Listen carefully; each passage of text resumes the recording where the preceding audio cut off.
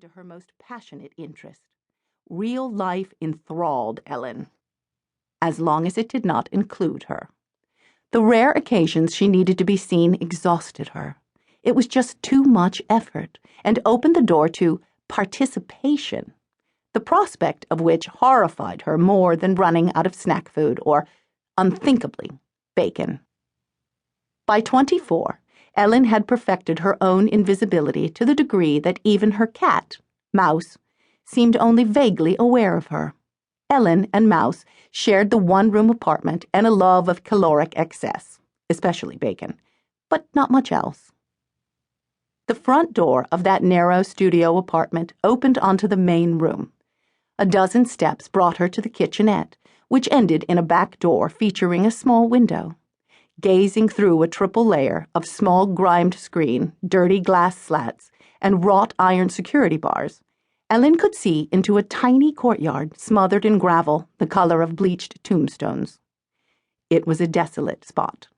No whimsical water feature softened its echoing walls, and there was an utter absence of refreshing greenery. Occasionally, Ellen would notice a weed that had strained its way upward through the sharp chunks of granite, but inevitably, its goal finally realized, the vegetation would take a look at the harsh environment, topped off by a minuscule patch of smoggy, dirt-brown sky, and die. She imagined that its last thought, if plants had thoughts, had been, "I'd rather be mulch." Across that narrow, back-access space, she could look into the kitchens of the neighbors she so vigilantly avoided. In the window across from hers was a blanket, sun-faded and tacked up with nails she had watched the young couple pry from the molding, the fabric blocking her view into the only other upstairs unit with infuriating opacity. But on the ground level, there were two apartments whose renters were so lazy and hopeless that they had never bothered with any kind of window covering, probably because, Ellen thought, it had never occurred to them that anyone would take an interest in their lives.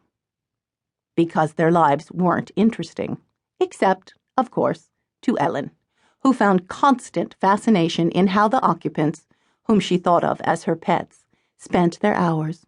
The girl in 1B, Ellen called Heidi because, when she wasn't dressed for work, a cocktail waitress or a prostitute to judge from the outfits, she wore her blonde hair in two braids that hung limply down the sides of her scrubbed pink face. The man in 1A she dubbed T-Bone because he was as thin as a rib, and the bandana he appeared intent on wearing until it rotted off was the color of raw meat.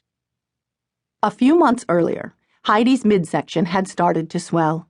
Her pregnancy, now at about 8 months, Ellen guessed from the soccer ball protrusion under her straining T-shirt, caused an interruption in whatever employment she did have, and now Heidi spent most of her time in the apartment, screaming at herself in a mirror or crying at her kitchen table. Ellen followed Heidi's antics with the enthusiasm of a sports fan during a playoff series. Tonight, with a bag of chips in one hand and a Tinkerbell pen in the other, Ellen made notes on one of the lined school pads so generously and unwittingly donated by her employer to her cause. "Heidi gets a beer," she wrote as she crunched a handful of cheddar chips into paste, debates over whether to drink it for 10 minutes, then downs it in 45 seconds. A minute later, she added, throws up beer in the sink. Shifting her gaze to the next window, she saw T-Bone. The most interesting thing T-Bone did was repackage big bags of marijuana into smaller ones. Tonight, he was seated in his easy chair, smoking what Ellen had overheard him call a Bob's Big Boy. The smallness of the space and the unmuffled solidity of the courtyard's walls sent any sound echoing up to her apartment, so it was easy for her to hear what she wanted to, and impossible to block out what she didn't. T-Bone kept a sad potted plant on his windowsill, which he'd forgotten to water again today, a misdemeanor Ellen dutifully recorded.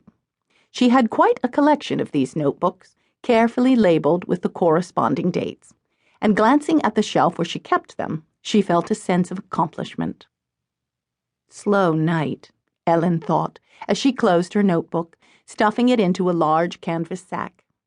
The impending entry into the world outside brought on a bout of compulsive repeat.